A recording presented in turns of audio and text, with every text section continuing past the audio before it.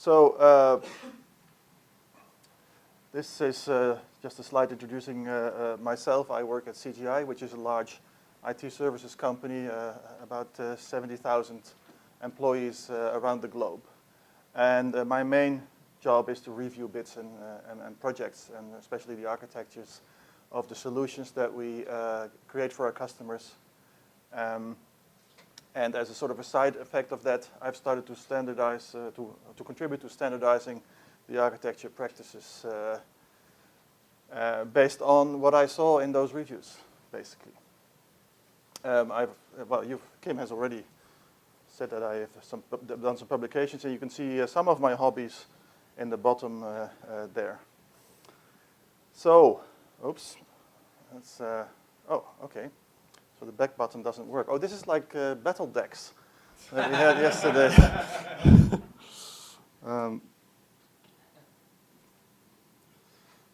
Right. Yeah, there we go.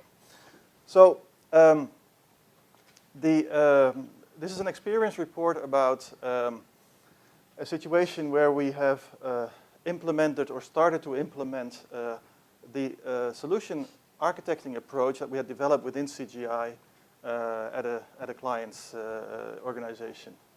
And this solution architecting approach was originally developed for internal use, but well, the clients got wind of it due partly to the publications that we made about them, and they were interested in also because they recognized some of the challenges that we had addressed with it, and so we started to implement it at their sites. Now, I won't go very deeply into what RCDA is, risk and cost-driven architecture. I've talked about that topic a number of times before, or also like this Tuesday morning, but also last year on SATURN. So I'm going to very quickly, for those of you who have not seen any of it before, I'm very quickly going to go through the essentials. But just suffice to say that it's based on a view of architecture as a risk and cost management discipline. So we have talked this conference about architecture as an engineering discipline. Many people still look at architecture as a picture drawing discipline. And we also look at architecture as a decision-making discipline. Well, from a management point of view, we have figured out, or what works well for us is to look at architecture as a risk and cost management discipline, meaning that we defend these expensive architects spending time on a project by saying that the business purpose of that is to increase your control over the risk and the cost of these solutions. And this approach has been developed over the last 7 or 8 years. And it has been fine-tuned, it has been extensively evaluated. And originally it was developed for our bid process, where we always had to develop an architecture in a very short time frame. And we couldn't go for completeness, so we had to focus on those architectural concerns that had the most impact in terms of risk and cost. And that became one of the basic principles of it. But almost by accident, that also made the approach very suitable to be applied in Agile projects. And I'll explain very shortly how that came to be. In the meantime, we have now trained over 400 architects. As I said, we have evaluated it by talking to the architects, talking to their project managers. And the results of that have been published also in like the Journal of Systems and Software. And it turns out that there are some quite nice benefits to the approach, especially more focus on the economic reality of the solutions, and better communication with business stakeholders. Yesterday, in this very same spot, Jochem, I don't know if Jochem is here, but Jochem talked about learning the language of your business stakeholders. And that's actually sort of what we have been doing with this approach. We are teaching architects to learn one particular language that almost all business stakeholders understand. That's the language of money. So if you can translate your architectural concerns in terms of risk and cost, and from time to time value, then that will ease your communication. And that's what our architects that have been trained in this approach report. So the 5 main principles of agile architecting that you can find in RCDA are, well, first of all, that the decisions are your main deliverables. So we ask architects, or we train architects to change their view on what their deliverables are. They're used to thinking of the architecture description as their primary deliverable. And we turn that around. We say, no, the architecture description is all fine. You eventually will need to make that, but it is not, it's not your primary deliverable. Your primary deliverable is the decisions that are made about the architecture. And you may not be formally the guy who makes them, but you are certainly the guy who owns them. And that is the first step in making the architects, well, making it easier for the architects to communicate with agile teams. And well, how that means then for the daily job of the architects that the architectural concerns become a way of tracking their workload. So we tell them to create a backlog of architectural concerns and basically base their workload on that, base their daily activities on that. And we tell them also that they should focus on those concerns first that have the most economic impact. So we did an exercise Tuesday morning with the people who attended that session where we practice actually looking at a solution, looking at the architecture concerns, and then trying to assess the economic impact of them in terms of risk and cost. And that's a very easy way, it's a rule of thumb, to figure out what are the most important concerns that I should focus on as an architect. It's not just that you will then be sure to focus on or to maximize your own impact on the risk and cost, so the business side of the solution, but it also makes it very easy to defend those choices, to justify those choices to your stakeholders. If your stakeholder or your project manager comes to you and asks, you know, I'm waiting for this piece of architecture description, for this diagram, but I see you are working on a completely different thing. Why are you spending so much time on that? And if you can then justify that by saying, well, I've looked at it, and this is actually a concern that has a much higher economic impact, a higher risk, or there's more cost involved, then that will be a much easier argument than just having to say, well, my gut feeling says that I should spend time on this, right?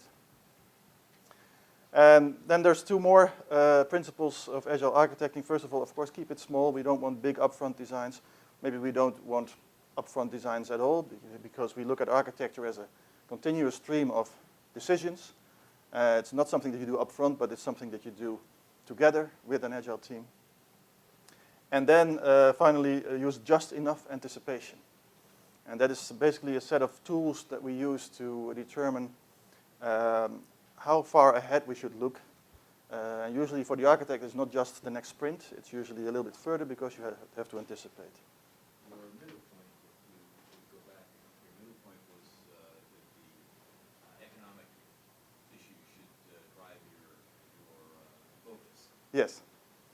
But economic issues is a big subject. Some are near-term economic issues, some are longer-term economic issues.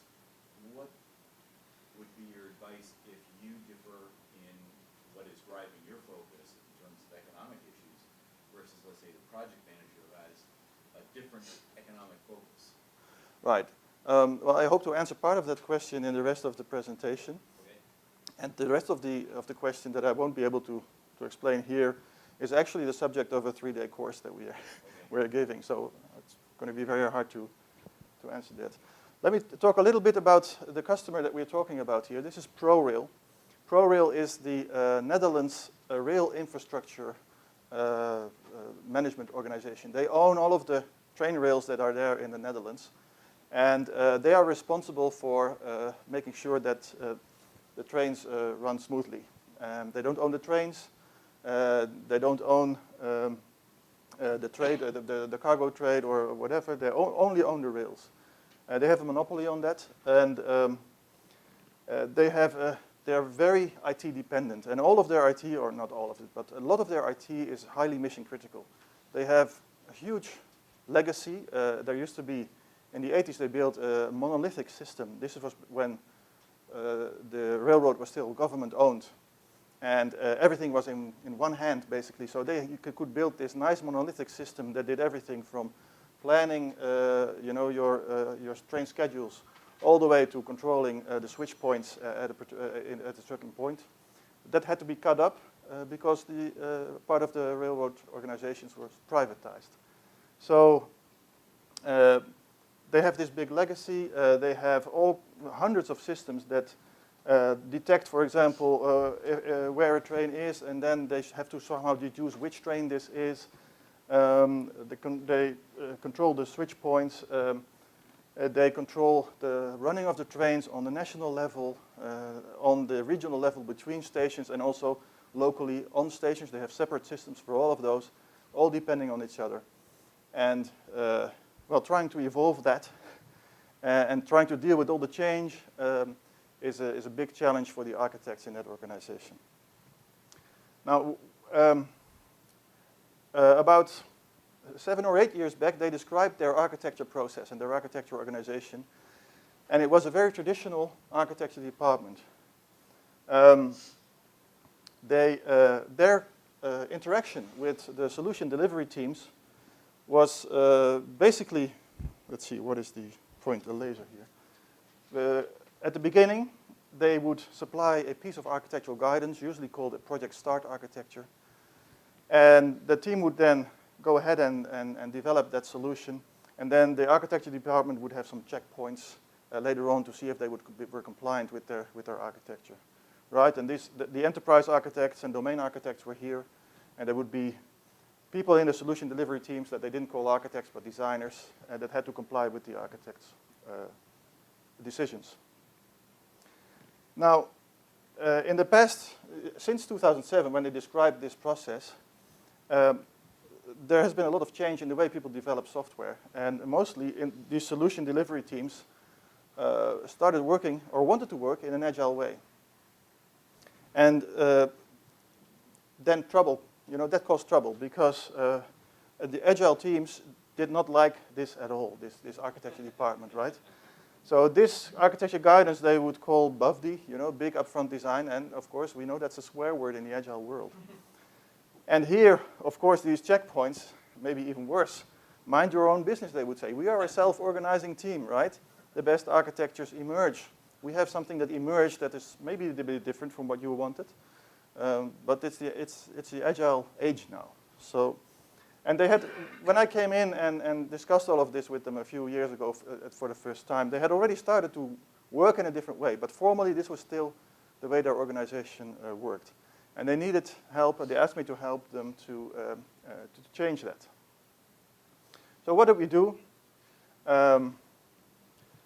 We started to train their architects in the principles of RCDA that I just showed you, and also in the RCDA practices. RCDA is a collection of about a dozen, maybe a little bit more, practices that we apply in particular architectural situations. You can see some examples here.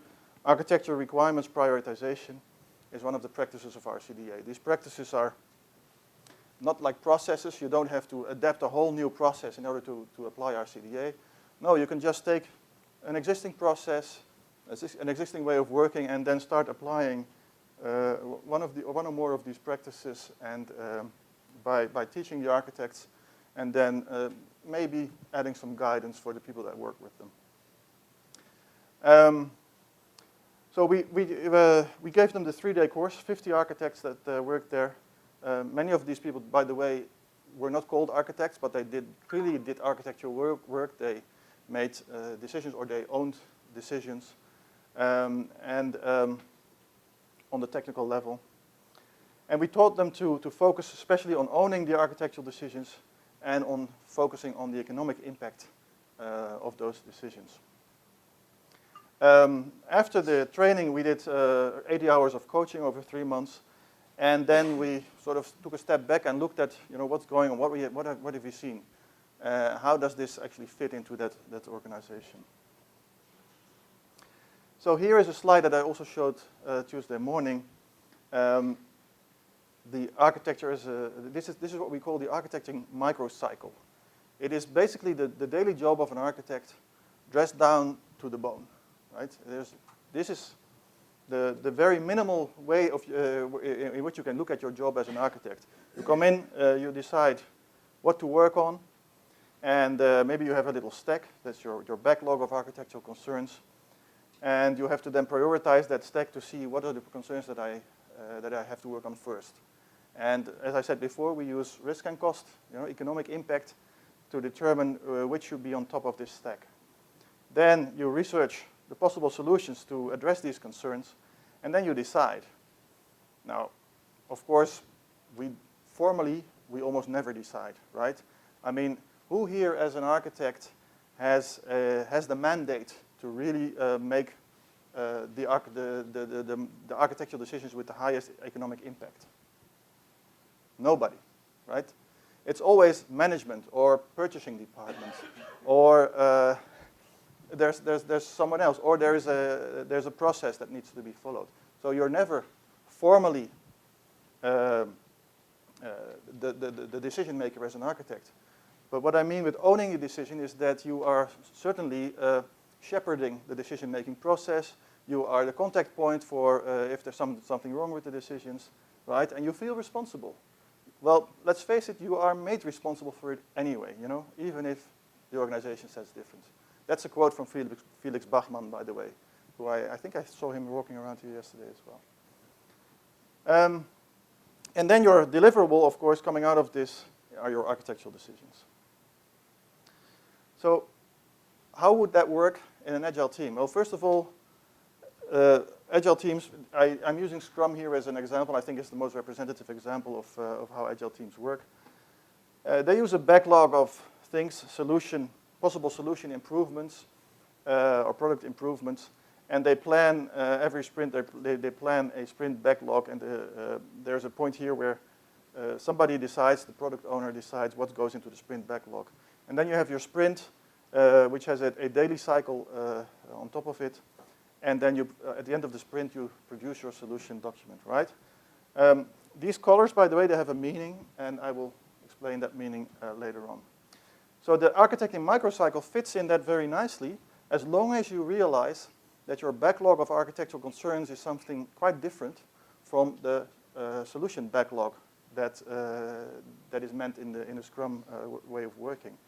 Because the architectural concerns lead to architectural decisions, which in turn will lead to architectural stories or architectural components like a caching mechanism or a database or whatever that is put into the solution backlog. Now, of course, there's always tension between what the product owner wants to go in there and what you want to go in there, etc. I won't go into that.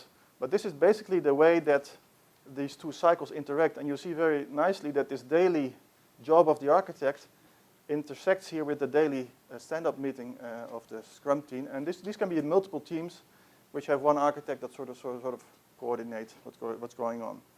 And this way of working seems to fit very well within what the Agile teams at the customer were doing. And then, and this was my big eye-opener and in doing this implementation, is the time dimension. It turned out that architects were spending much more time than I originally had realized thinking about the time dimension. Not about what the structure of the system would look like, because, well, it's not a system, it's a system of systems of systems of systems, basically, It's a huge conglomerate of systems that all depend on each other. And the time dimension becomes extremely important. And actually, most architectural decisions are driven by that time dimension. So it pays off to spend some thinking time on that. And, well, there's this analogy of the architecture runway that is, I've stolen that from SAFe. Basically what it means is that your architecture is like a runway that needs to be strong and long enough to accommodate all the user features that want to land on it, right? And so if you have all your user features are like little Cessna planes, your architecture runway, maybe it can be grass or and it doesn't need to be 10 kilometers long, right? But if you are anticipating that 6 months from now there will be a new feature that's a Boeing 737 that has to be able to land on that runway, you would better start building in time to extend that runway. And that's the whole metaphor of the architecture runway, and it really helps our reasoning to think about it that way.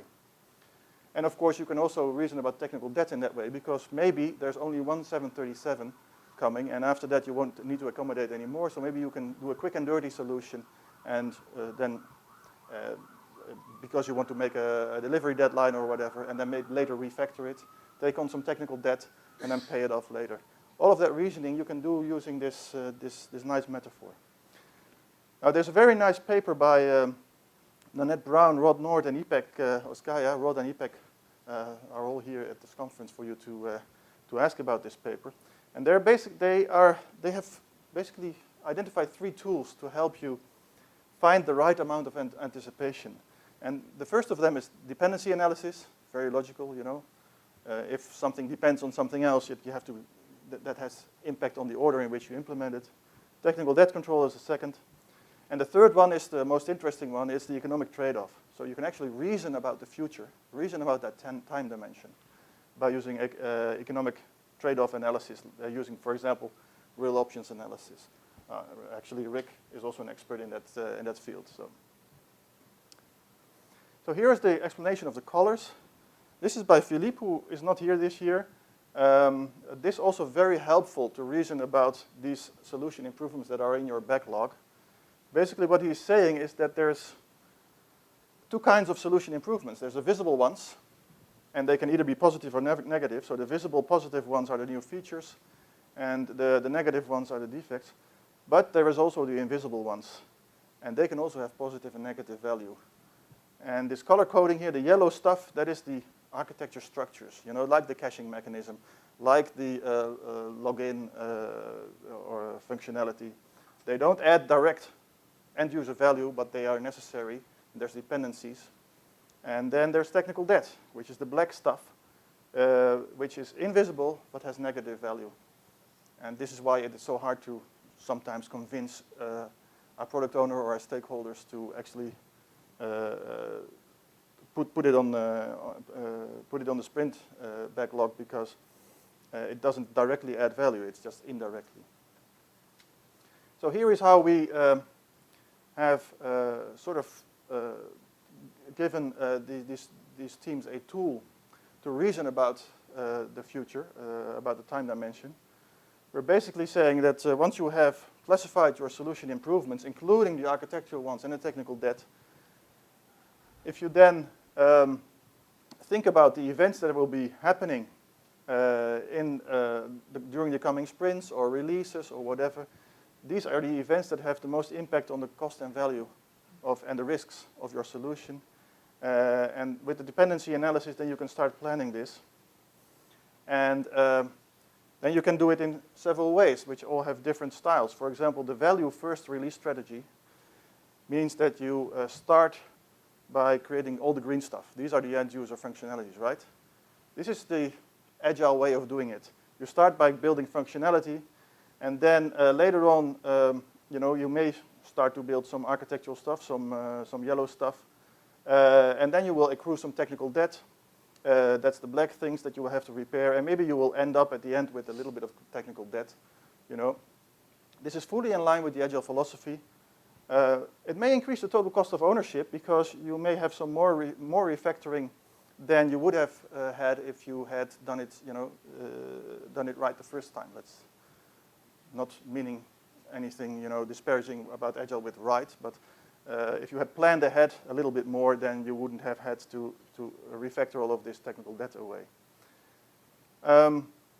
If you have a too greedy algorithm, if you forget about the yellow stuff until all the way at the end, then you may not be able to do it anymore, and you will run into a brick wall.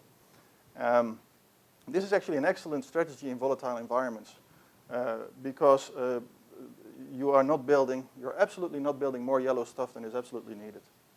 And the reverse of that is the architecture first release strategy. You start with a big yellow blob. That's your architecture framework, right? Your first release.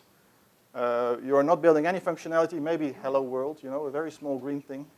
And then according to a fixed plan, you start building the rest. So this is the way we architects traditionally like to work, right? We have to have everything under control first and build a nice architecture framework. Of course, the total cost will be a little bit less than in the other approach, but there are some quite significant risks involved in that. For example, you see that the cost will stay ahead of the value for a long time during the project. And sometimes, it happened to me, here the people who have the money will lose confidence. And they will say, okay, we are not seeing any progress. We are not seeing any functionality being developed, so we'll pull the plug on this project. This can happen. This is a real risk in this architecture first style. And of course, the other big risk is that the environment will change. And now, in ProRail, our customer, there were very different projects. There were projects where the environment we were sure would not change for another 15 years because, the way that the industry is organized and the fact that everything has to be certified at a certain level to be safe, and that takes a long time, so that was a very stable environment. On the other hand, the way that people wanted to look at train schedules was changing every month, right? So they had a combination of very volatile and very non-volatile environments. But don't use this in a volatile environment because you're sure to have to throw away a lot of the yellow stuff that you have built in the beginning. And this helped them reason about that time dimension. So to summarize, the lessons learned for this project was the recommendations for agilizing. My apology, I don't think agilize is a verb, but I couldn't think of a better one. So teach the architects to focus on decisions as their deliverable, and to use economic reasoning to talk to their stakeholders.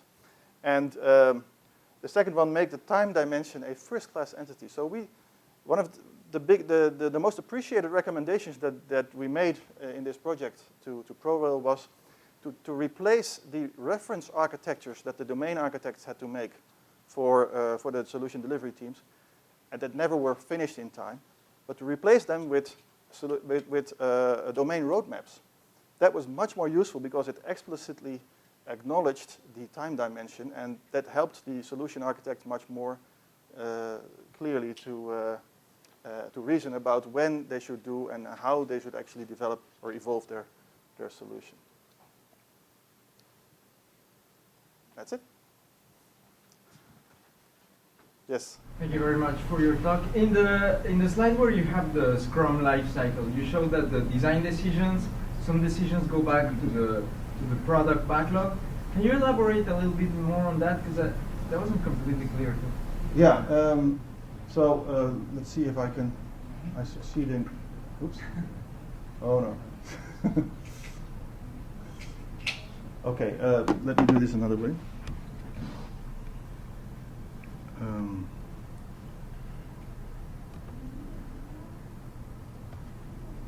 This is the slide, right? In particular, I'm curious how the product owner can prioritize these architectural decisions since they may be so technical in nature.